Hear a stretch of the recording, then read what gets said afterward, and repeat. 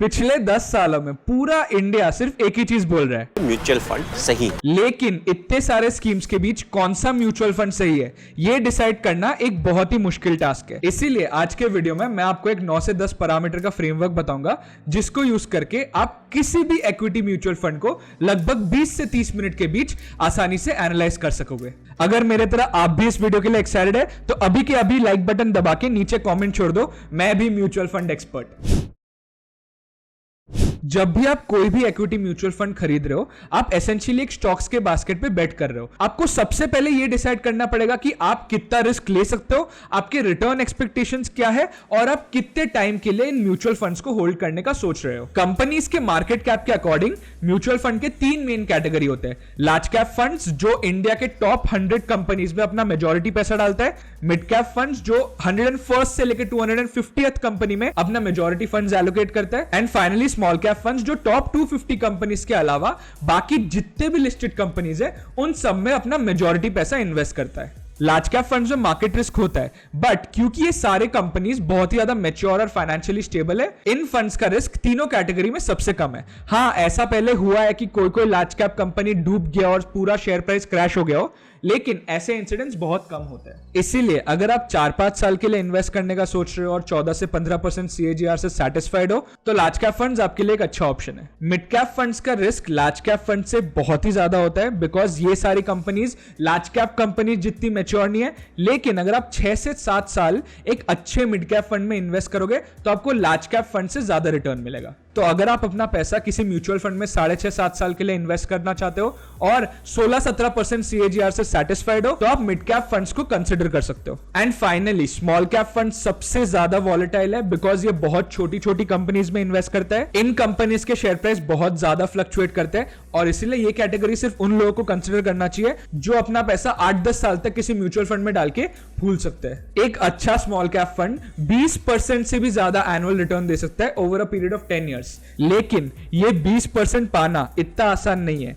इन 10 सालों में बहुत सारे ऐसे पीरियड्स आएंगे जिनमें स्मॉल कैप फंड सिर्फ नेगेटिव रिटर्न देना हो। इसीलिए स्मॉल कैप फंड्स में उतना ही इन्वेस्ट करना चाहिए जितना पैसा आप डाल के भूल सकते हो। दूसरी चीज, जब भी हम कोई म्यूचुअल फंड या फिर कोई भी एसेट को एनालाइज करते हैं, हम उनके पास्ट डेटा से भी बहुत सारा इंफॉर्मेशन निकालते हैं। ये एसेट कितना रिटर्न देता है, ये कितना रिस्की है, इसने अलग अलग मार्केट साइकिल्स में कैसा परफॉर्म किया है, इसमें कितना स्टेबिलिटी है, एक्सेट्रा एक्सेट्रा। तो जनरली अगर एक म्यूचुअल फंड 8 से 10 साल से है तो हम ये स्टडी कर पाएंगे कि इस फंड ने अलग अलग मार्केट कंडीशन में कैसा परफॉर्म किया है। इसीलिए इंसेप्शन डेट मतलब फंड कब शुरू हुआ ये देखना बहुत इंपॉर्टेंट है। म्यूचुअल फंड खरीदते वक्त आप अपना पैसा एक एक्सपर्ट को देते हो जिसे फंड मैनेजर बुलाते हैं और वो आपके बिहाफ में आपका पैसा अलग अलग स्टॉक्स और सिक्योरिटीज में इन्वेस्ट करता है। ये एक सर्विस है और इसके लिए हम एक फी पे करते हैं जिसे एक्सपेंस रेशियो बोला जाता है। इसीलिए कोई भी फंड खरीदते वक्त हमें यह देख लेना चाहिए कि ये फंड अपने कैटेगरी के कंपैरिजन में बहुत ज्यादा एक्सपेंस रेशियो नहीं चार्ज कर रहा हो। ये 1-2% पेपर में बहुत कम लगता है, बट लॉन्ग टर्म में इसका बहुत बड़ा इंपैक्ट आता है। अगर आप हर महीने 10,000 रुपए एक म्यूचुअल फंड में इन्वेस्ट करोगे जो 15% एवरेज रिटर्न देगा और 1.2% कमीशन चार्ज करता है, तो 25 साल बाद आपके पोर्टफोलियो का टोटल वैल्यू कुछ अराउंड 2.63 करोड़ बनता है। लेकिन इसी कैटेगरी में अगर एक दूसरा mutual fund 0.5% expense ratio charge कर रहा है और 15% एवरेज रिटर्न ही दे रहा है, तो 25 साल बाद आपका पोर्टफोलियो का वैल्यू बनता है 2.99 करोड़। सिर्फ 0.7% एक्सपेंस रेशियो से 36 लाख का फर्क। इसीलिए एक्सपेंस रेशियो देखना बहुत जरूरी है। आपको ये सारे डिटेल्स टिकर टेप के वेबसाइट में मिल जाएंगे। ये मैंने टिकर टेप के वेबसाइट पे एक्सिस ब्लू चिप फंड खोल दिया है। अगर मैं यहाँ पे पीयर्स का बटन दबाता हूं तो मैं इस फंड को बाकी सारे कंपेटिटर्स के साथ कंपेयर कर सकता हूं। तो इधर एक्सिस ब्लू चिप का एक्सपेंस रेशियो बाकी सारे फंड से सबसे कम है, तो ये एक बहुत अच्छी बात है। दूसरी चीज, टैक्स सेवर म्यूचुअल फंड्स के बदले बाकी सारे इक्विटी म्यूचुअल फंड्स में कोई लॉक इन पीरियड नहीं होता, तो आप जब चाहो उन म्यूचुअल फंड से अपना पैसा निकाल सकते हो। लेकिन अगर आप एक सेट टाइम पीरियड के पहले ये पैसे को निकालोगे तो आपको इन एसेट मैनेजमेंट कंपनीज को एक पेनल्टी पे करनी पड़ेगी जिसे कहते हैं एग्जिट लोड। तो एग्जिट लोड जितना कम हो उतना कम पेनल्टी आपको पे करना पड़ेगा अगर अचानक आपको पैसों की जरूरत पड़ गई और 2-3 महीने के अंदर ही अंदर आपको पैसा रिडीम करना पड़े। इधर मैं देख सकता हूं कि एक्सिस ब्लू चिप का एग्जिट लोड 3% है। इसका मतलब यह है कि अगर आप 6 महीने के अंदर इस फंड से 1 लाख रुपए रिडीम करोगे तो एक्सिस उसमें से 3,000 रुपए पेनल्टी काट लेगा। एंड एक्सिस ब्लू चिप का एग्जिट लोड इन चारों फंड्स में सबसे ज्यादा है, तो किसी भी शॉर्ट टर्म इन्वेस्टर के लिए एक्सिस ब्लू चिप फंड बिल्कुल भी रेकमेंडेड नहीं है। ये थे कुछ बेसिक चीजें। अब मैं आपको थोड़ी टेक्निकल मैट्रिक्स के बारे में बताऊंगा जिससे आप कोई भी फंड का फैक्ट शीट अच्छे से स्टडी कर पाओगे। दो टाइप के म्यूचुअल फंड्स होते हैं, एक्टिवली मैनेज फंड्स और पैसिवली मैनेज फंड्स, जैसे कि इंडेक्स फंड्स। अब क्योंकि ये पैसिव फंड्स बस एक इंडेक्स को कॉपी करते हैं, इनका एक्सपेंस रेशियो बहुत ही कम होता है, अराउंड 0.2-0.3%। तो आपको एक एक्टिवली मैनेज फंड में तभी इन्वेस्ट करना चाहिए जब ये फंड अपने बेंचमार्क इंडेक्स से कंसिस्टेंटली ज्यादा रिटर्न देता हो। और ये चेक करते हैं हम अल्फा से। हर म्यूचुअल फंड का एक बेंचमार्क इंडेक्स है जिससे उसे कंपेयर किया जाता है। इधर मैं देख सकता हूं एक्सिस ब्लू चिप का बेंचमार्क है निफ्टी 50 टोटल रिटर्न इंडेक्स। तो अगर एक्सिस ब्लू चिप का अल्फा 2% है, इसका मतलब ये हुआ कि लास्ट 1 ईयर में एक्सिस ब्लू चिप ने निफ्टी 50 से 2% ज्यादा रिटर्न दिया है। अगला मैट्रिक है बीटा, जो म्यूचुअल फंड के रिस्कीनेस के बारे में बताता है और ये म्यूचुअल फंड की दुनिया में बहुत ही ज्यादा यूज होता है। अगर किसी म्यूचुअल फंड का बीटा 1 है, इसका मतलब यह है कि ये फंड अपने बेंचमार्क जितना ही रिस्की है। तो अगर बेंचमार्क किसी दिन 1% से गिरेगा तो यह फंड भी 1% से गिरेगा। इसी तरह जिस दिन इंडेक्स 1% से बढ़ेगा उस दिन ये फंड भी सिर्फ 1% से ही बढ़ेगा। अगर बीटा 1.2 है तो ये म्यूचुअल फंड अपने बेंचमार्क से 20% ज्यादा रिस्की है। बीटा हमें फंड का रिलेटिव रिस्क बताता है, लेकिन बीटा से हमें ये नहीं पता चलता कि फंड खुद कितना रिस्की है। फॉर एग्जांपल, बहुत लोगों का ये मानना है कि सचिन तेंदुलकर विराट कोहली से बेटर बैट्समैन है, बट इस स्टेटमेंट से हमें ये नहीं पता चलता कि विराट कोहली खुद कितना अच्छा बैट्समैन है। तो फंड का रिस्क पता करने के लिए हमें स्टैंडर्ड डिविएशन देखना चाहिए। अब स्टैंडर्ड डिविएशन जितना ज्यादा होगा उतना ही किसी भी फंड का रेंज ऑफ रिटर्न बढ़ते जाएगा,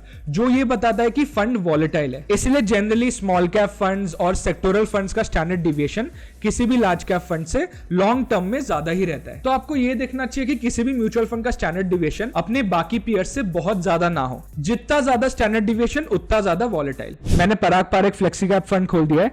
इसका स्टैंडर्ड डिविएशन बाकी सारे फंड से कम है और उसके बावजूद इस फंड ने लॉन्ग टर्म में सबसे ज्यादा रिटर्न्स दिया है। तो एक बहुत ही पॉजिटिव चीज है, क्योंकि इस फंड ने कम से कम वॉलेटिलिटी के साथ ज्यादा रिटर्न दिया है। आखिरी टेक्निकल पैरामीटर है शार्पर रेशियो।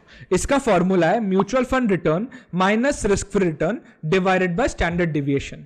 बेसिकली ये बताता है कि एक फंड कितना एडिशनल रिटर्न जनरेट कर सकता है बाय टेकिंग एडिशनल रिस्क। क्या ये फंड ज्यादा रिस्क लेके ज्यादा रिटर्न दे सकता है? अगर हाँ तो ये अच्छी बात है, तो ये शार्पर रेशियो ज्यादा होना चाहिए। अगेन पराग पारेख फ्लेक्सी कैप का शार्पर रेशियो 2.85, जो एक बहुत बड़ा फिगर है।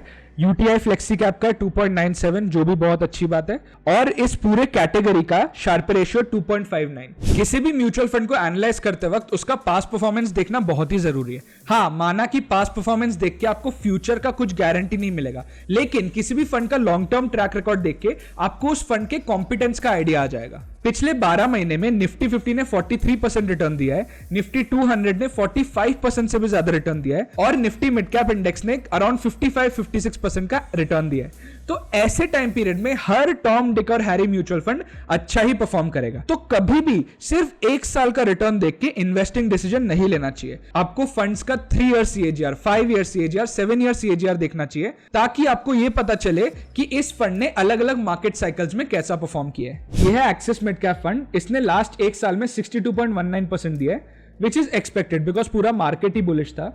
लेकिन अगर मैं इसका 3 साल का रिटर्न देखूं तो भी इसका एनुअल रिटर्न है 21.33%। अगर मैं 5 साल का परफॉर्मेंस देखूं देन द CAGR इज 21.18%। जब से डायरेक्ट स्कीम चालू हुआ है इसने 21.33% का एनुअल रिटर्न दिया है। हर लॉन्ग टर्म पीरियड में इस फंड ने 20% से ज्यादा रिटर्न दिया है, जिससे हमें यह पता चलता है कि इस फंड ने कंसिस्टेंटली अच्छा परफॉर्म किया है। और अगर मैं इसके पीयर्स के साथ भी कंपेयर करूं, इसका सबसे ज्यादा 3 ईयर CAGR है, तो मिड कैप कैटेगरी में इस फंड ने अभी तक बहुत अच्छा परफॉर्मेंस दिया है। बाय द वे, अभी तक मैंने जितने भी म्यूचुअल फंड्स के नाम लिए ये सारे सिर्फ एग्जांपल्स है, these are not my recommendations. Ticker tip पे हर म्यूचुअल फंड के नीचे एक इन्वेस्टमेंट कैलकुलेटर भी है, तो मैं ये देख सकता हूं कि अगर मैंने इस फंड में 10,000 रुपए डाले होते तो मेरे 3 साल में कितने बनते, 5 साल में कितने बनते, वो भी आफ्टर टैक्स। तो मैं ये देखता हूं कि अगर मैंने हर महीने 15,000 रुपए डाले होते पिछले 3 सालों में, तो मेरे बनते 7.23 लाख आफ्टर टैक्स। सो ये कैलकुलेटर बहुत काम की चीज है।